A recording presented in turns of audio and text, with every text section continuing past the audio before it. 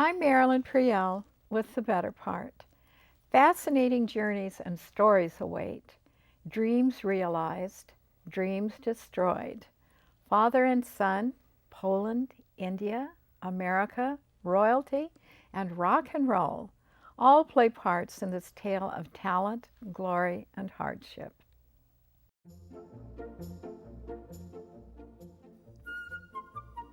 Welcome to The Better Part, a program that encompasses a diverse spectrum of topics important to our community, which we hope will both inform and entertain you. We invite you to sit back and enjoy the program.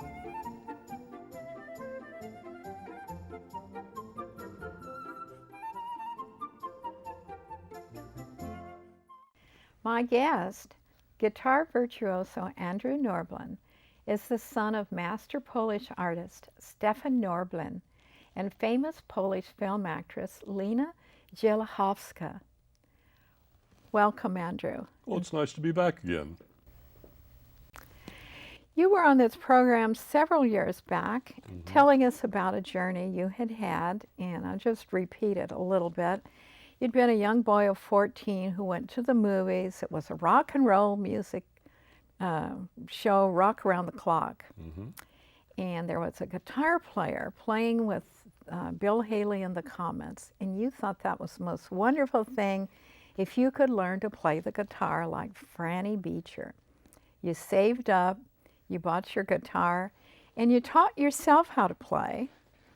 And not only just to play rock and roll like Franny Beecher, which you did, but you also taught yourself to play all kinds of other guitars, mainly jazz, I believe, was that? That's correct. Well, so the good part of the story and the amazing part of the journey is in later years, you actually met Franny Beecher and the Comets, became very good friends with him, and played with him. So I really thought, well, that was an amazing story. And then it's gone even further since you were here last. So would you tell us what you've been doing? Yes, well, you know, back then I had done a tribute CD to kind of showcase the different things I can do on the guitar, and I included the number that I'd heard in the movies that you mentioned with Franny Beecher, and of course when he heard it, he was just really thrilled. But what was more interesting was that the Comets heard the number, and they thought, my goodness, we don't know anybody else who can play his particular style and get all of the guitar licks perfect that he does. Well, anyway, what happened was that the Comets decided that they were going to go to Branson, Missouri, and they were going to open the new Dick Clark American Bandstand Theater. Well, Franny didn't want to do that. He was getting old, and he decided he wanted to retire. So I get a phone call from Bill Haley's Comets asking me if I would like to join their group and play with them for the opening of the Dick Clark American Bandstand Theater in Branson, Missouri. That was preceded by a Caribbean cruise, shows in San Francisco at Bimbo's. We did a couple of shows in Las Vegas, the Mohegan Sun Resort in Hartford, Connecticut, Tampa Bay, Florida, and then off to Branson.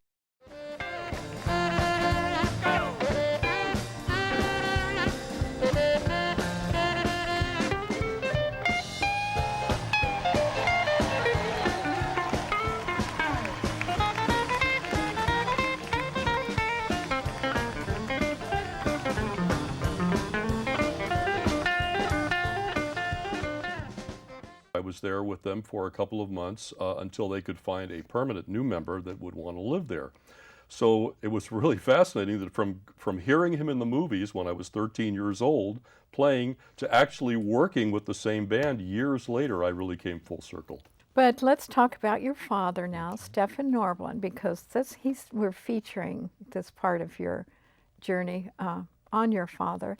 Now, the Norblins had a long history in Poland, so would you tell us about that? Yes, my father was part of a number of generations of painters, court painters to the kings of France, although they had all settled in Poland. And my father was supposed to take over a silver foundry that is located in the middle of Warsaw, which is now a historical monument. But he decided to go into art instead because he had such a great love for art and painting. And I know that he did a variety of work. Not only did he paint royalty and generals and heads of state and so forth, but he also did theatrical work, did he not?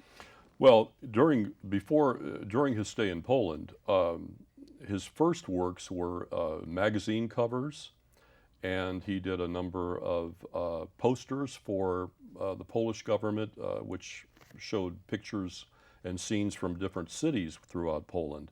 And then, of course, he graduated into doing portraits and mural work, and like you mentioned, lots of heads of state, a lot of military people that are very famous in Poland, generals and such. And also, didn't he do theater? Did he do set designs and Yes, he did set costumes design, and also he created a lot of the costumes and designed costumes for use in the theater. Now, he married Lena Zellichowska. Lena Sorry, I have Zellichowska. so much Yes. trouble with that. And she was a beautiful and one of the most famous film actors there Definitely. in Poland. And of course, this was all pre-World War II, Yes. right on the verge of the war, I guess. And they began building a big home. Would you tell us about that and the complex? My father had plans to not only build their home, their dream home in Warsaw, but also to have part of the properties that they owned on the block that the home was being built to be an art studio for not only his own work, but for up-and-coming artists, and then also to have a film studio for my mother and other Polish actors and actresses. So they actually never got to complete it. They after the invasion, they had to flee. It was Or under leave it- construction, and then they left Poland at the onset of the German invasion in 1939. So it's pretty much leave everything behind. Yes. And where did they go? My father and mother left through southern Poland. My mother, interestingly enough, knew that money was going to be worthless. So she was smart enough to grab all her jewelry. And her jewelry is what financed their journey across southern Europe, eastward, towards Iraq, where my father had already been commissioned to paint portraits of the royal family there. So they were in Baghdad for 1 year during the major part of 1940, at which time my father painted portraits of the kings in Iraq and the Prince Regent of Iraq and other royalty, other people in the family. There were a couple of Maharajas that visited Iraq at that time from India and invited my mother and father to come to India, feeling that my father would be the right person possibly to paint portraits of the Maharaja and murals throughout their palaces. So tell us about this palace in India that he journeyed on to India. Was given a beautiful home to live in on the estate of the Maharaja. And tell us the work that he did there. He did work in 3 different palaces, and I'm not familiar with Ramgarh and Morvi, but I am familiar with Umaid Bhavan, which is in Jodhpur. I was born during the last 2 years of a 6-year stay, and my father at that time was working on completion of the murals and portraits throughout the Umaid Bhavan Palace. They're very beautiful. They grace a lot of the bedrooms, and there's an actual museum inside the palace that has a lot of pictures and of my father's work, not only from India, also from Poland. He actually designed all of the furniture, didn't he, for this palace, Art Deco? This is really one of the most fascinating stories about my father. Here he was this famous portrait painter, incredible artist, and what happened was all of the furniture for the new Umaid Bhavan Palace, which was being completed, like I mentioned, was designed and constructed at Mapes and Company in London. It was all loaded aboard a ship to be shipped to Jodhpur in India, and a German U-boat fired a torpedo and sunk it, and all the furniture went to the bottom of the ocean. So the Maharaja went to my father and said, "Stefan, have you ever had any experience in designing furniture?" And my father said, "Well, we'll give it a try." And to this day, most of the furniture in the Umaid Bhavan Palace, which is in Jodhpur, has been designed by my father. A lot of it's been reupholstered, things that needed upholstering, but it's all there intact as it was all the way back in the 40s. Well, when you were 2 years old, your father decided to bring your family to America, and you did not return until many, many years later. You returned to the land of your birth. And what was the reason for that? What was the occasion? Umaid Bhavan Palace in Jodhpur was having a 50th anniversary of the palace. And so in 1994, because it was actually completed in 1944, in 1994, I was invited by the Maharaja of Jodhpur. It's actually the son of the Maharaja that my father had been friends with. And I was invited to be back as one of the guests of honor. And I was able to, visit the museum within the palace and see a lot of the works throughout the different bedrooms and the beautiful murals all through the palace. It was quite a thrill. I'm just wondering now, why did your father journey all the way to America and bring you over here rather than go back to Poland when his work was finished? Well, there's a number of factors that entered into it. First of all, my mother and father felt that Poland was finished. Poland was just leveled during the war. And so my father had connections in New York and felt that the best thing would be to come to America. The second factor that entered into it was that I had malaria when I was 1 year of age. And it was thanks to the Maharaja who sent for medicines by private plane from London during the bombings in London and the blitzkriegs to back to India. My mother used to tell me that if those medicines had arrived even 1 hour later, I might have been dead. And so, as my mother told my father, as soon as your commission here is finished painting all these paintings at Umaid Bhavan, let's go to America. I don't want to take a chance with our son again, being that sick. Originally, the ship was to go to New York, but there were minefields that had been left in the ocean and discovered, and so the ship was rerouted to come up through San Francisco instead first. And after the heat and humidity in India, my mother and father came through the Golden Gate with the fog rolling in, and my mother said, "This is as far as we're going. We're staying in this beautiful, cool city." And that's where we stayed. Yeah, your parents bought a small house in San Francisco. Yes. And tell us about your family life coming to America and just what that was like, how you all did. Well, I can remember my father. I lost my father when I was 8 years old, so I don't have a lot of memories, but I do have specific things. He would work in a studio that he built downstairs in this house in which we lived. And I remember specifically we had a little cat, and the cat would sit on his drawing board, and when he was painting or sketching for a portrait, every once in a while the cat would reach over and touch his pencil. And my father would take the pencil and just tap him on the nose and say, "No, no, no." And other things he knew that I loved trains, and so we used to go down to South San Francisco and watch the Southern Pacific daily that at that time went to Los Angeles. So every once in a while he'd take me down there so we could watch it come out of the Brisbane tunnels. And I remember him also building me a little engine. And I've got a picture that shows Daddy built an engine. It was just made out of cans and wheels and coffee lids, things like that, but it was fun. It didn't move, and it broke pretty quickly, but it was enough to get the photograph. Wow. And you went to the lakes with your dad? My father loved Lake Merced in San Francisco. He would go there and meditate every once in a while. Yes. And then your mother, because times were a little hard, I guess your dad was able to get some work, but, and I know he did some famous paintings. Tell us about General MacArthur. He did some very notable works while he was here in the United States.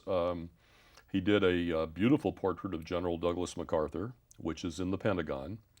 And one of the most interesting portraits that he did, which appeared on the cover of Time magazine in 1951, was of Giannini, the founder of the Bank of America.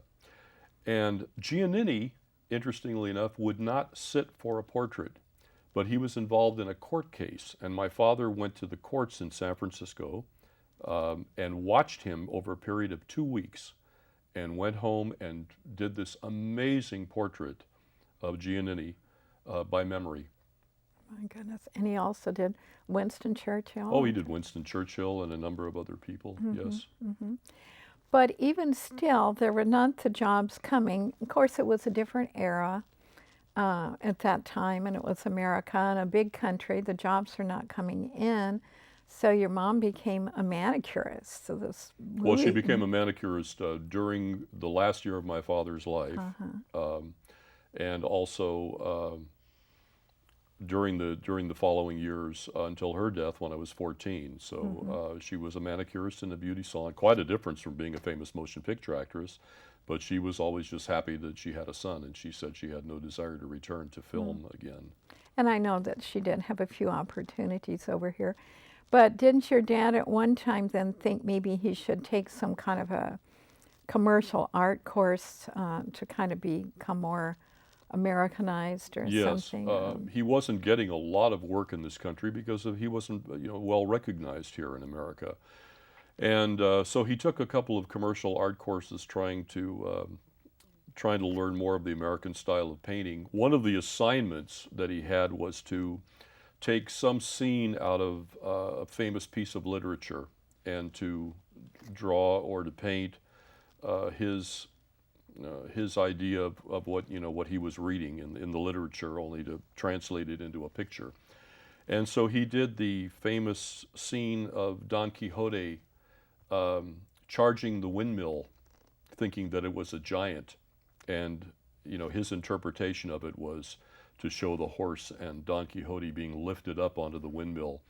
And I have that painting in my home today, which he did in 1950, and it's my favorite, next to my mother's portrait, which I have also. Well, how did he fare mentally and physically? Because I think he was about 60 years old when he came here. Was he not? He was in his 50s. Oh. He was 60 when he died. For an artist painter, the worst thing that can happen would be to lose your eyesight. And my father had glaucoma, which was devastating to him because he was going blind. And he said he had cancer, all that has always been unsubstantiated. He felt that he was going to be a burden on my mother and I financially. So at age 60, he went to his favorite place, which was Lake Merced in San Francisco, and he took a bottle of sleeping pills and took his life. And just a few years after that, as you said, your mother passed away, and you went to live in a foster home. And what happened to all his paintings and artwork? I have, in my home now, I have 6 pieces of artwork that he did, which are pieces that I really enjoy and like. What I had after my father's death and my mother's death were rolls of large murals. A lot of them had been brought over from India, and they were room-sized, and not something that you would frame and hang in your home, not when they're 9 by 12 or 9 by 15 feet in size. So what I did with them in 1975, I had an opportunity to be involved with the Polish Arts Foundation in San Francisco. And for tax purposes, I was able to donate all of those murals to the foundation, and like I said, take a tax break for them. Well, you had another big journey. You journeyed to your roots, the birthplace of your parents in Poland. That was in 2011. And the government, the Polish government, was having a major cultural event honoring your father and restoring the Polish history. Why did they do that at this late date of 2011? Well, first of all, Poland was leveled during the war, and many people didn't know that my father and mother had gone to India, and that he had done this expansive amount of work in India before he came to the United States. There is a fellow from Germany who is one of the foremost experts on my father's work in India. And he wrote numerous articles and numerous pieces about my father and my father's work, which were all sent back to and translated in Poland. Polish people are very, very steeped in tradition and their history.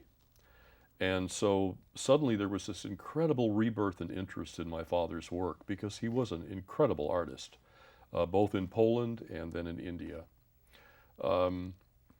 So anyway, in 2011, the museum in southern Poland, there's a regional museum called in the city of Stalowa Wola, and they were going to have a gigantic exhibition of my father's work. There were pieces that were donated for the exhibition by the Maharaja of Jodhpur at his palace. There were also pieces that were brought over from the Polish Foundation that I had donated back in 1975. And they put on an absolutely incredible exhibition of my father's work in Stalowa Wola. I expected to walk into the museum and see 2 rooms with paintings on the walls, but there was 3 levels. The first level was everything that he had done in Poland prior to the war. The second level, on the second floor, was everything in India, and the third level, they even constructed a model of the Golden Gate Bridge and had all these photographs that they had blown up from pictures that I had in my albums of work that my father had done in this country. It was an amazing exhibit. It was full of computer-generated and electronic devices. I'd never seen anything like it. It was just absolutely fascinating and just amazing. And the people there were just wonderful to me while I was there. They made a beautiful coffee table book with a lot of things from the museum. That's supposed to be a catalog, which normally you think of as something made out of just paper and small. That, like you said, the catalog itself is an absolute it's just beautiful. coffee table book. All the pictures. And then, of course, they did the Norblin calendar. This was done in Warsaw, where my father and mother had lived through the Ministry of Culture there in Warsaw. And they did this beautiful 2012 calendar of my father's work. He's painting a lady there. Yes. Now, and they had celebrations all over town, kiosk and all kinds of, and you were involved in Stalowa Wola, speeches, yes. and you told me that the Maharaja had was come there. from India. So, You know, I also wanted to mention that, you know, with all this reinterest in my father's work, there have been 2 documentary motion pictures made about his life. One was produced by TV Polonia, which is Polish television. And I had a film crew at my home for a week because I was part of the film at the last part of it. But there was an even more interesting documentary done about my father's work in India. And I was asked to do a narrative for that, and quite proud of the fact that they used my words as the finale for the film. So there's been quite a lot of new interest in my father's work. that's wonderful, Andrew. Did you get to see a bit of the family's, I guess everything was bombed, but there was a little piece of that home that they started to build, and it now has a plaque on it, doesn't it, designating that? The plaque is in its works right now, and it will be. What happened was I went to Warsaw last year, and then from Warsaw I went to Krakow, and then to Stalowa Wola finally for the big exhibition. But part of the reason for being in Warsaw was that the Polish Foundation in San Francisco, through old photographs and old maps, had located the home, because we really didn't know for years where that home was located until we saw some old Google maps of Poland, taken aerial views. Of course, there were no computers in those days, but they had a lot of aerial maps on Google Maps of Warsaw after the bombings, and they were able to match one particular building to the uniqueness of the architectural structure of this building to the photographs that I had of this home that was under construction. So we were actually able to find the home, and I stood on that same block in front of the house, which is now built into an apartment complex throughout the block where my father had owned all these properties. And you can actually see a little bit of the original architecture on one side of the building. Interestingly enough, there's a little water spigot, and it's very, very old. And the water spigot shows the name Norblin Foundry on it, from the silver foundry, which is that my family had owned, which I mentioned is now a historic monument in the middle of Warsaw. So we knew we found the exact place. Quite an honor and quite an emotional thrill to be standing exactly where my parents had been back in 1939. Well, we have one last final journey for you to tell us about. Stefan Norblin and Lena Zellichowska Very good. are making their final journey together back to Poland. My father passed away in 1952 and my mother in 1958. According to their wills, they had wanted to be cremated. And I assumed that all these years, and everybody had, that these remains had been scattered. The Polish Foundation in San Francisco, through some research, found some old obituaries. And in the obituaries, it showed the possibility that my father had been interred at Cypress Lawn Cemetery in Colma, California, just part of South San Francisco area. They called and found out from their old records that yes, indeed, my father was there. I was contacted and asked how important it would be to have my father's remains sent back to Poland and reinterred at the Powązki Cemetery in Warsaw, in which there is a mausoleum there, like a big stone crypt with my father's name on it and family members from the Norblin family from years ago. And I agreed to that. About 2 weeks later, it was found that my mother's remains were interred at Mount Olivet in Colma. So my thought was that I would like to bring my mother home with me because I had had much closer relationship with her because from the age 8 to 14 and a half, obviously I had more of a relationship with her than I did with my father up until 8 years of age. But I thought it would probably be important that that my mother's remains would also go back to Poland to be alongside of my father in the memorial at the Powązki Cemetery in Warsaw. So I made an agreement that I would keep part of the remains for myself, a small portion, in my home. And as we speak, plans are being made for the reinterment of both my mother and father's remains to be sent back to their home in Poland. So they're going home. There's going to be a high mass in honor of my mother and father. There will be a number of opera singers, Polish opera singers, who will be singing arias. And then there's going to be press and Polish television will be there to take pictures and have a film record of the reinterment of my parents' remains into the cemetery there. And then I understand there's also an auditorium close by where they will be showing portions of my mother's motion pictures pre-1939. Well, they've made a full circle too, haven't they? From Poland to India to America, back to Poland, and your father's art has done the same thing. It's journeyed full circle back to Poland. And I've had 3 full circles in my own life because, like I mentioned, I saw Franny Beecher playing with Bill Haley's Comets in the movies and ended up working with that band years and years later. I got to go back and see the home that I lived in as an infant in India and see my father's works in India. And now, like you said, this rebirth, this reinterest in my father's work, you know, I'm able to be part of this journey of them returning back to their homeland. So it's been quite a journey.